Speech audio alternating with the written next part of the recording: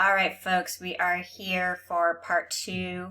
We're looking at course recommendations and expectations. I'm not going to read through this whole thing verbatim, but you should read through the course syllabus on your own. But I will hit some of the highlights. First off, you definitely need high-speed internet. You're taking an online course with weekly timed quizzes. So slow or unreliable internet will not serve you well. You'll just be frustrated to no end. Also, although you do not have to have taken English 1A, it is recommended, it is advised. We do have a lot of reading that is college level reading, and a lot of writing is required. And you must cite your sources in the weekly discussion homework. And I do require that you use course material. I'm going to say that one more time. I do require that you cite and use course material. So please do not rely on outside sources, Google searches, for example, to help you answer the weekly homework. You need the book, and you need to use the supplemental lecture material and reading material that is posted. It's posted for a reason, okay? Also, a ton of reading is required, and we don't cover everything in the lecture material. Again, you're looking at about 38 hours a week for a 3-unit class that is crammed into 4 weeks. That's 154 hours total Carnegie hours, right? And you definitely need to prepare very carefully. So do not jump into the weekly discussions until you have done the reading and listened to the lecture and read the supplemental material. Don't just jump into those assignments from the to-do list on the Canvas homepage. For one thing, it shouldn't even let you access it because the modules are supposed to be gone through in sequential order, starting at the top with any sort of lecture material, moving down into supplemental material, and then finally, after you've gone through that, giving you access to the weekly discussion board, homework, and quizzes. When you access the homework from the to-do list, you're trying to skip through all of that, and it should lock you out. Fingers crossed, that's the way it's supposed to work. So if you're getting a message that you're locked out, it's because you haven't clicked on the modules and gone through the module in sequential order, right? So really need to do the homework because the information has to come from somewhere, and Google searches just don't cut it, okay? Also, when we're working in the online discussion boards, please be respectful of one another.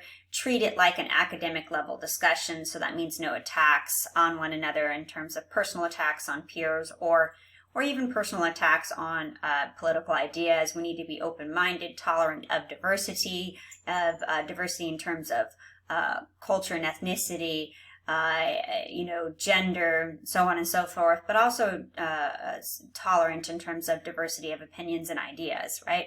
And so make sure that you come with that correct mindset. Make sure that you are very careful to express yourself in a way that is respectful. Of course, your opinions are more than welcome, but they need to be backed up with relevant research material from the course, and they need to be well researched and cited, right? Because again, we're in a college level course, not some sort of, online social media posts or blog or whatever have you.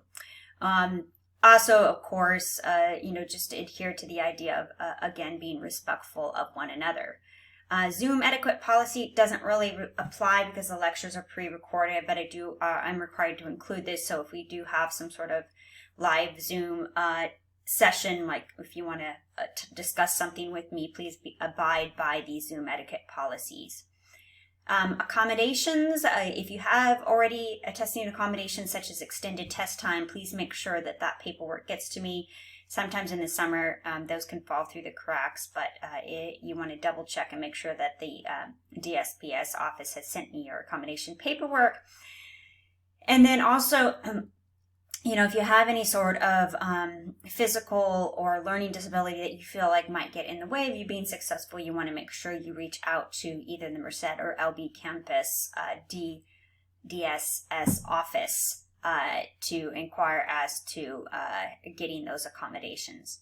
Okay, academic misconduct. So we have a whole board policy, or should she say administrative procedure policy, rather. It's an AP policy that you can actually access for yourself. But specifically, we're looking at cheating, copying material, plagiarizing, copying a peer's homework, anything like that that usually sticks out like a sore thumb is an automatic 0. And that includes, by the way, copying homework from family members or peers that have taken this course in a previous semester. Please do not do it. I have caught students doing it, and they got a big fat 0 on any of the assignments where it was detected.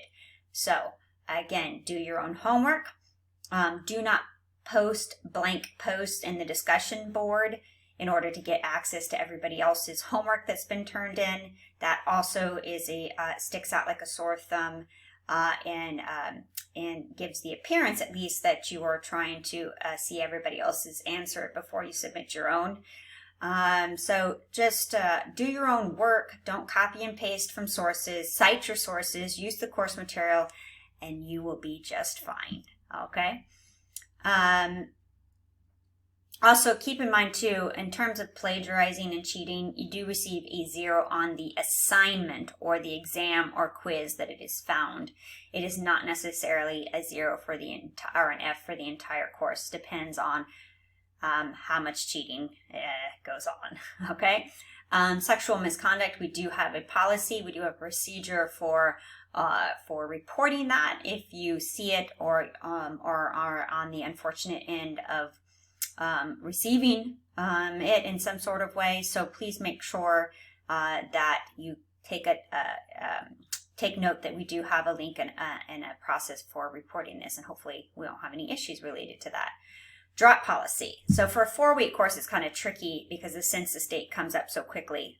But generally speaking, if you're not participating in the first week, I'm going to drop you from the course. This is a very fast moving course, and you need to be on it and turning in homework starting on day 2 on Tuesday when the introduction posts are due.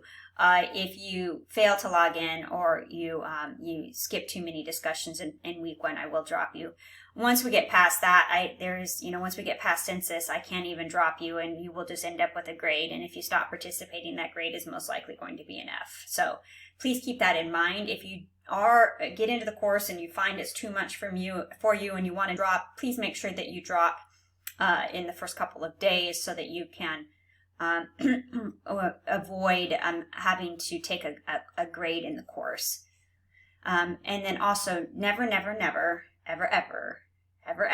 rely on your instructors to drop you. If you don't want to take the course, make sure that you drop yourself, because sometimes students do not get dropped and then they end up with a grade and there's not too much the instructor can do about it.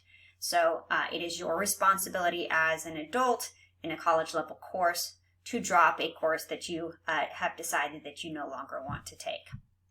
Late work policy, generally, especially in summer classes, you do not have time to be going past the due dates. There's only 4 weeks to the semester. So generally, I do not allow late discussion board posts. You're allowed to skip 2 discussions of your choosing, any 2 that you want, or there is 1 discussion that's worth double points. So that's discussion number 8. If you choose to skip that one, you can only skip the 1. But the skips are my way of, allowing you some flexibility. Like if you have a week where you got other things in life or too many other responsibilities that are weighing too heavily on you, you can utilize those skip options. Okay, the next section will go over the important course dates, and there's no video with that because it's pretty self-explanatory. Oh, one last note. If you do need like 1 extra day on a quiz or an essay exam, I can be somewhat lenient, but please note I have a due date for turning in grades at the end of the semester too, so I can't be too generous when it comes to the end of the course and that last essay exam. All right, folks, that's all for this section. Make sure you read through it yourself carefully. If you have any questions or you see any errors, what can you do? Email me, Canvas message me, or text me, and call me on my cell phone, which you guys have access to.